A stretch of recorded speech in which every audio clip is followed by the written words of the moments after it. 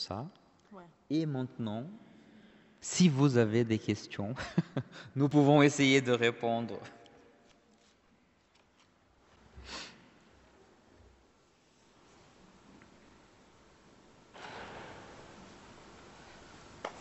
C'est très bien. Non, c'est pas très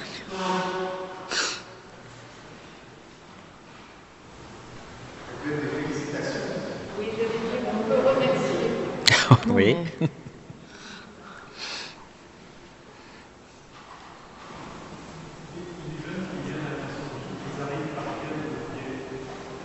Par quel? Hmm. Ouais.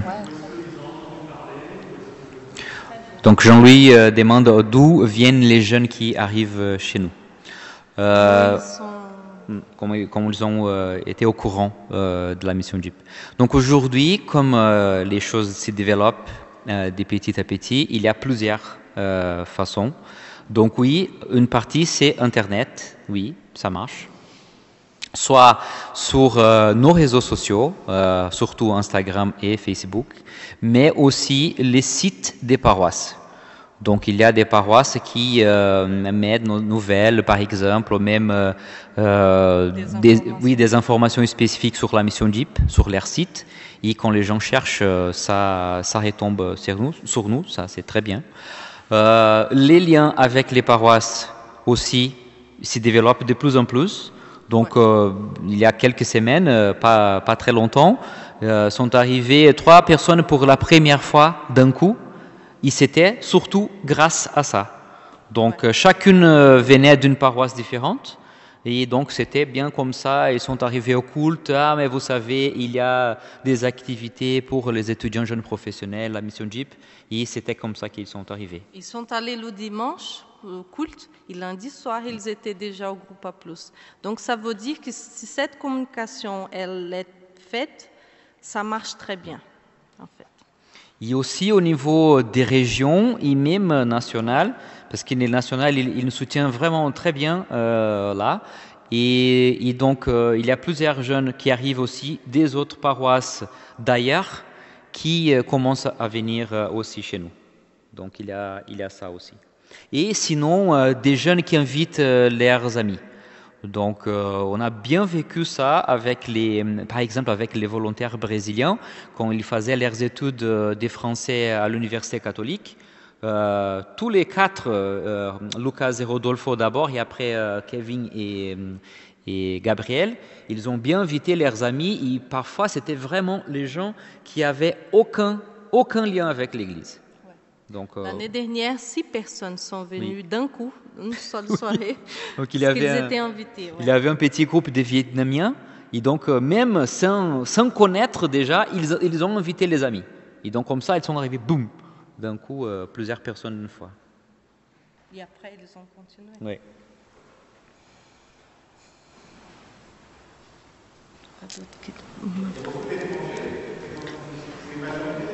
Très bonne question.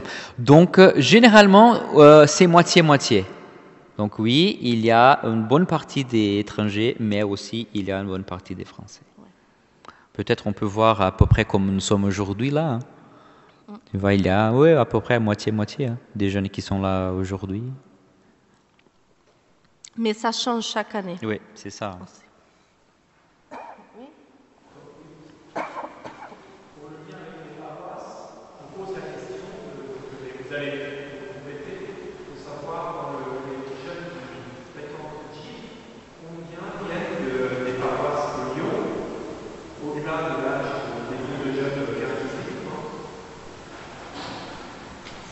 Pas compris.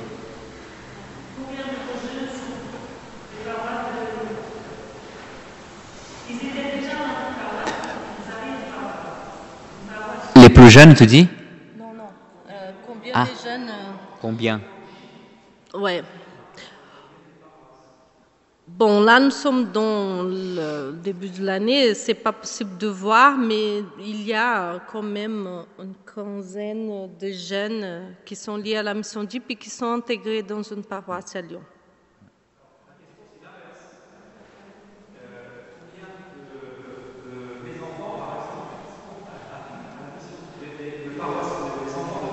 Ah, Très bonne question. ok. Ça, on voit que c'est vraiment un des défis. Les jeunes qui ont passé les groupes des jeunes, par exemple, et qui à un moment donné, après, je sais pas, 18 ans, ils vont plus. Donc aujourd'hui, si on voit des plus jeunes, pardon, ils ne vont plus, il y a pas, c'est vraiment une partie des publics qui il y a ces manques. Et c'est pour cela que cette année, on va proposer les rencontres de la mission DIP avec les groupes des jeunes. Parce que c'est ça qu'on a vu, qu'il n'y a pas vraiment des enfants de paroisse, on va dire, qui viennent. Ouais, il y avait, mais ouais. Non, mais c'est pas... Ouais, c'est pas tem uma pessoa. Maxi.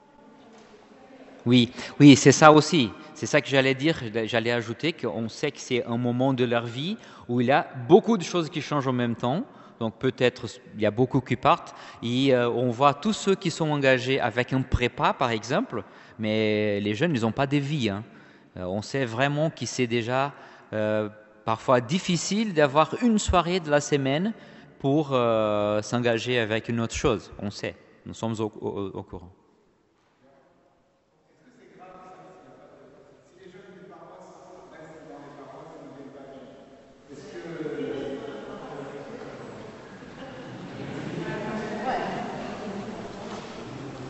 Oui, c'est ça la question aussi. Hein. Et ça, c'est un peu les paroisses à réfléchir aussi. Si les jeunes, ils restent vraiment dans les paroisses. Je pense que s'ils restent dans la paroisse, il n'y a aucun problème. Bon, c'est pas un problème, ils sont libres de sortir, de faire ce qu'ils veulent, mais je pense que c'est important d'avoir un lien au moins. Parce que, comme j'avais dit, pour nous, Mission DIP, elle fait partie des paroisses. Donc, s'ils sont à la Mission DIP, ils sont liés à la paroisse de quelque façon. Mais s'ils n'ont pas de lien, ouais. Mais je ne sais pas, c'est à vous de nous dire, est-ce que ça, c'est un problème? Est-ce qu'il y a aussi des étudiants qui viennent d'autres paroisses de l'IUDF, mais d'autres originaires de France, qui viennent, ou est-ce que c'est des gens qui viennent d'autres origines? Oui, il y a des gens qui viennent des autres paroisses des PODEF. Oui, il y a.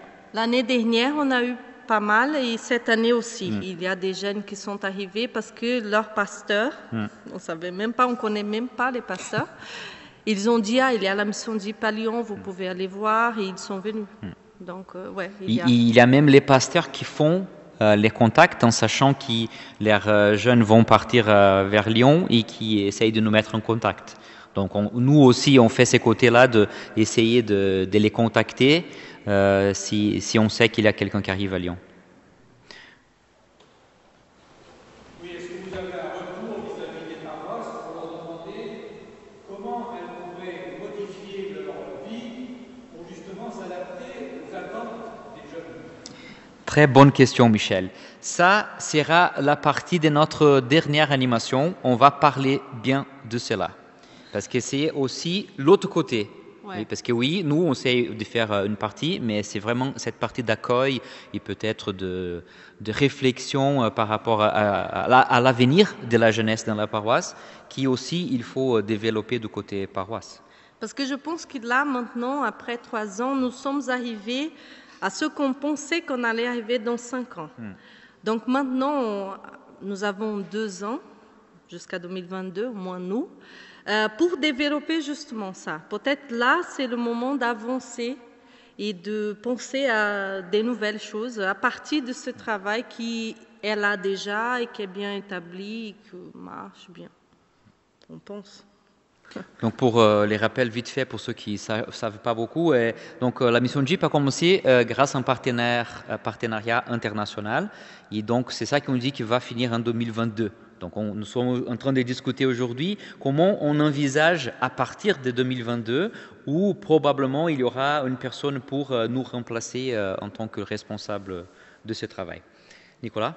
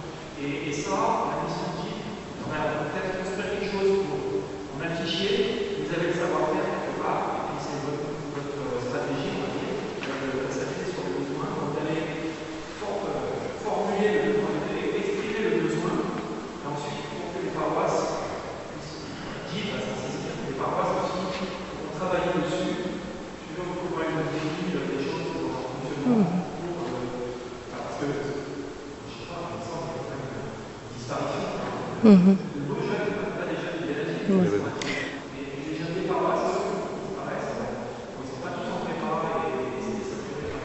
Ouais. Fausse responsable.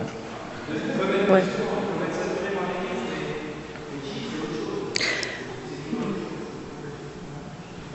Je pense que cette stratégie, elle peut être faite, mais honnêtement, je pense que ce travail d'écoute, elle doit être fait avant qu'ils partent.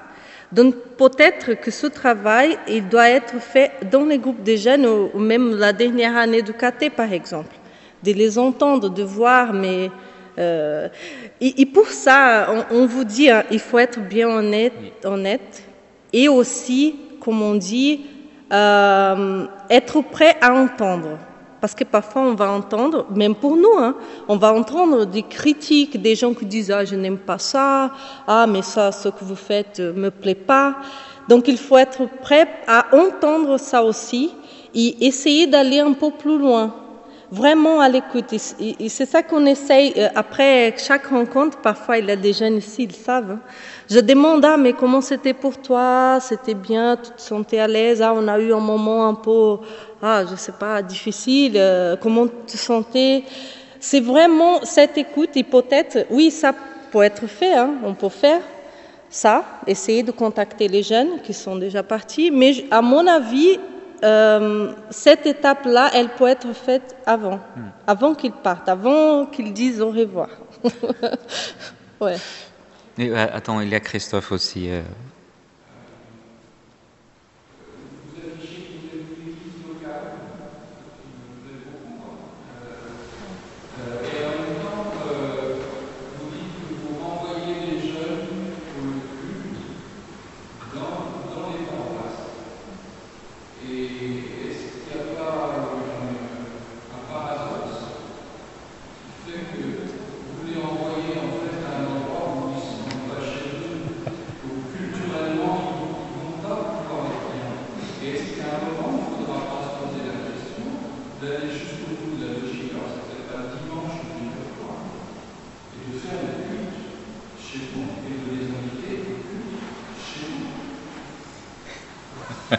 Très bonne question, Christophe. En fait, on voit les types d'activités qu'on fait déjà les lundis soirs un peu comme un culte. Donc c'est pour ça que... Il y a des soirées SPI. Oui, donc il y a les soirées SPI, bien sûr. C'est vrai qu'on ne suit pas une formule liturgique traditionnelle, bien sûr que non. Mais et surtout parce qu'on voit que les jeunes qui sont là avec nous, ils aiment beaucoup discuter. Et nous avons le moment de parole, bien sûr. Mais après, cette parole, elle est libre. Elle bouge. Et donc, nous avons aussi ces possibilités d'entendre déjà à ces moments-là. Et donc, c'est un peu cette formule qui pour nous, pas pour nous, mais pour le jeune, marche très bien. Et c'est vrai que peut-être les renvoyer dans une paroisse, peut faire un peu peur, mais ça, c'est le moment qui, pour eux, ils sont libres de continuer ou de ne pas continuer. Et bon, il y a aussi déjà plusieurs paroisses autour de Lyon, donc il y a déjà le choix, et ces choix, c'est à eux de le faire. Mais, Et chaque paroisse, elle est un peu différente des autres. Ce qu'on entend des jeunes qui participent au culte et aussi aux activités de lundi, par exemple, ou même le mercredi, la maison d'unité, c'est que c'est complémentaire. Donc là, ils ont vraiment le temps de parler, de poser les questions qu'un culte, normalement, on n'a pas, même si nous sommes adultes. Mais on n'a jamais vu des conflits. Il y avait, on peut même témoigner, on ne dit pas le nom, mais il y avait des jeunes qui étaient protestants à la base et grandis dans une famille protestante, mais en arrivant à Lyon, il y avait un peu de difficultés à cause des choses qu'il avait vécues, pas à Lyon, mais avant. Donc, ce jeune-là, on a commencé à accompagner ces jeunes, il y a quelques-uns. Et donc, ce qu'on faisait, c'est que chaque dimanche, quand on allait au culte, on l'invitait à « mais est-ce que tu ne veux pas venir ?» Et comme ça, ils ont commencé à avoir cette habitude d'aller au culte aussi et de voir le culte pas comme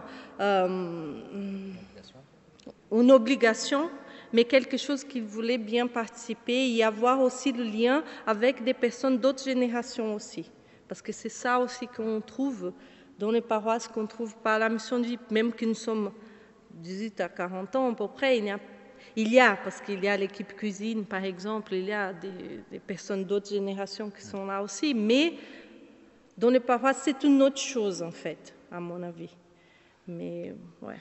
Oui, c'est vrai, et on dit toujours ça. Si l'idée du consistoire c'était, oui, on va concevoir une nouvelle paroisse pour les jeunes, ça c'est les bien plus facile.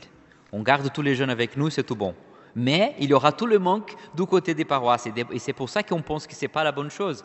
Parce que pour nous, l'intergénérationnel est très important. Très, très important. Et bon, voilà, c'est un peu ça. Il y avait Nicole, Antoine.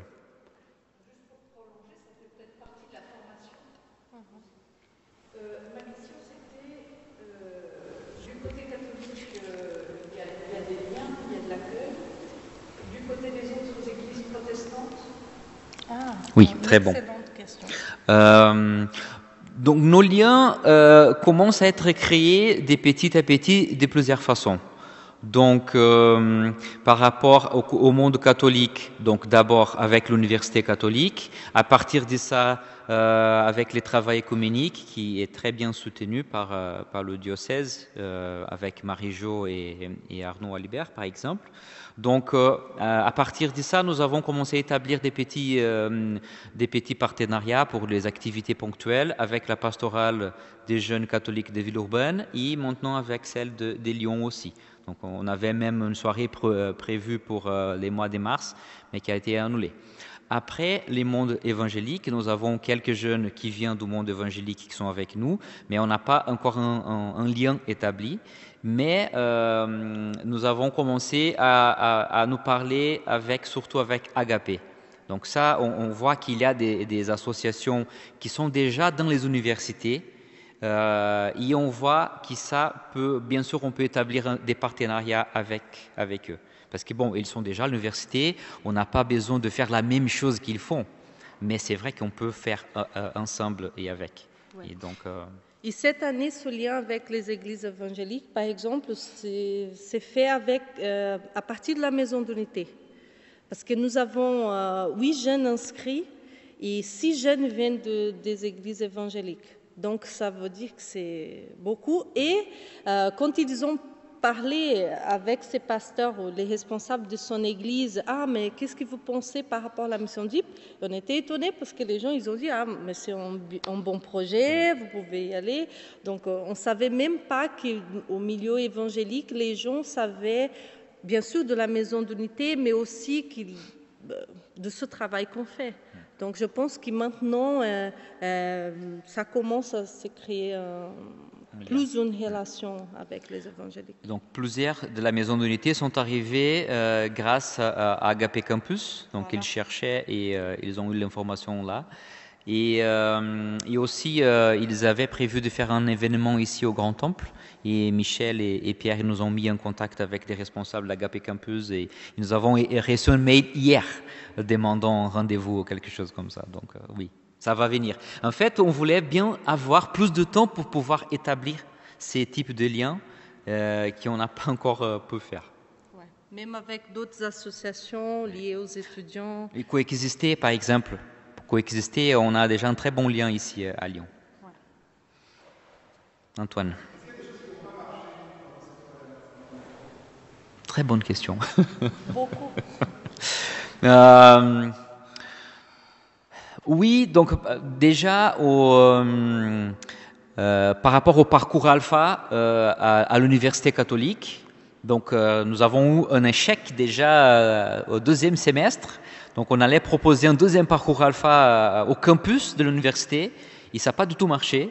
On a fait bien on a fait 1 mois de pub dans les halls de l'université. Donc on avait beaucoup de monde qui venait prendre des crêpes, on avait des crêpes, des boissons. Mais à la fin, pour commencer les parcours, ça n'a pas marché du tout parce que les gens, soit ils n'étaient pas intéressés, soit ils avaient des cours au moment où on avait prévu. Après, de nos activités du lundi soir, c'est à chaque fois, on essaye d'adapter Ouais. Donc si on voit par exemple, on voit que maintenant nous sommes un peu en baisse des participations, même avant cette idée de couvre-feu et tout ça. Après la rentrée, il y a eu une petite baisse. Mais qu'est-ce qu'on fait? On lui pose des questions. Donc nous sommes allés tout de suite, donc on a envoyé un message à tout le monde. Est-ce que vous allez bien? Est-ce que ça va la santé? Est-ce que vous avez des soucis pour venir le lundi soir? Donc c'est un peu ça qu'on essaye d'adapter selon la réalité qui change à chaque semaine parfois. Et donc on a bien su que non, on veut bien pouvoir garder les liens les lundis soirs parce qu'on ne peut pas rester plus de temps à la maison. On travaille déjà toute la journée devant un écran. Et si on va encore promouvoir des activités en visioconférence, ça nous fatigue. Donc, mais au même temps, il y a ceux qui sont vraiment inquiets avec la situation du virus. Donc, vous voyez, c'est vraiment ces travails d'écoute les plus souvent possibles. Et je pense qu'un projet, les 3 années, c'était de l'expérimentation. On ne peut pas dire qu'on a eu un échec parce que notre travail, c'est aussi de réagir vite quand on voit qu'une chose ne marche pas ou que peut-être ce n'est pas tout à fait ce qui était attendu. Donc, je ne vois pas que, même la question du parcours alpha, le CLI, je ne vois pas que c'était un échec. Pour nous, c'était une redirection de chemin. Parce qu'après ça, on a fait un bon travail au foyer. Je veux dire, il y avait des jeunes vraiment intéressés. Et à partir de cela qu'est née la maison d'unité. Donc, je ne vois pas comme un échec. C'est vraiment ça. C'est pour ça que je crois que les mots expérimentation est très importante pour aussi nous donner de nous donner la possibilité de recadrer les choses s'il y a besoin. Donc on ne dit pas que on va avoir cette activité figée pour toute l'année. Non, mais on est tout à fait ouvert pour réadapter. Par exemple, cette formation que Marianne vient d'évoquer, on avait prévu pour faire les mardis soirs à partir de novembre, mais on va pas faire maintenant. On a même pensé on peut utiliser les lundis soirs où les gens, s'ils viennent pas beaucoup, ceux qui sont intéressés à la formation viennent et on fait la formation au lieu de faire l'activité normale. Donc il y a toujours cette ouverture pour faire des choses différentes. Oui, Nicolas.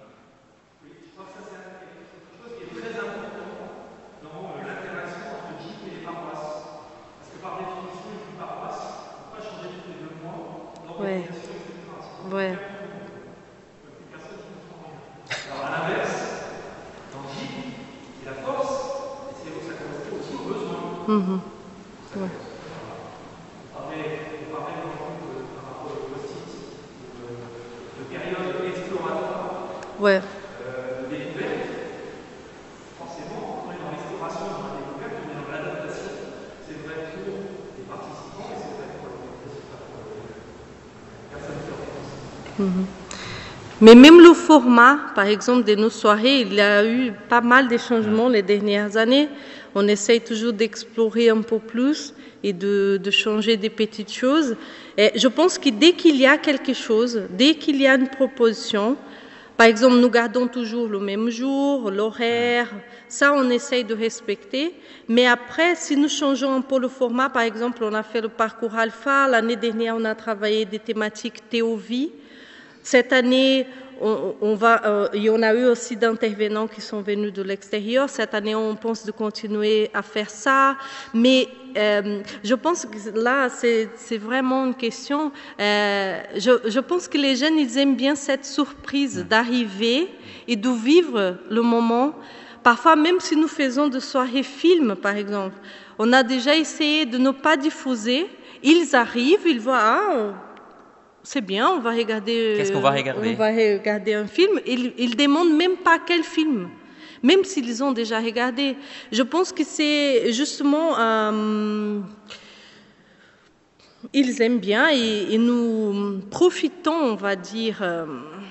ça, on ne va pas dire on va faire des soirées comme ça et ça va être toujours comme ça. Non, nous essayons de vraiment... explorer ou vivre des choses différentes chaque fois et chaque année aussi. Mais peut-être qu'ils sont plus ouverts à ça. Je sais pas. Nicolas, au niveau des actions des paroisses, on a par exemple à l'Orient des cultes l'après-midi qu'on appelle des cultes autrement, avec des chansons, des musiques modernes, etc., ou anciennes, et qui pourraient donner l'intérêt à des jeunes de participer à des cultes qui sont peut-être moins structurés, moins traditionnels. Donc je ne sais pas si vous participez de cette diffusion de l'information pour les inviter à participer à ces cultes. Très bien, oui. Donc, nous avons bien compris que aussi de diffuser des informations des paroisses parmi nous, parmi les jeunes, c'est très important. Donc, on fait toujours. Et, nous sommes déjà engagés pour un culte chez vous en mars, au mois de mars, non, mois de mai, pardon. Et donc aussi, ça sera une possibilité parce que je crois que la majorité des jeunes, ils n'ont pas encore découvert les cultes du soir à Lyon-Rive-Gauche, par exemple. Donc oui, c'est une autre possibilité, opportunité, oui. Ouais. Donc si les informations arrivent à nous, on diffuse. Ça, c'est sûr. On a bien parlé du culte de la cité, par exemple. De la conférence de Martin Kopp, des événements concerts, par exemple, tous les fois, on partage. Ouais. On essaye de faire ce lien.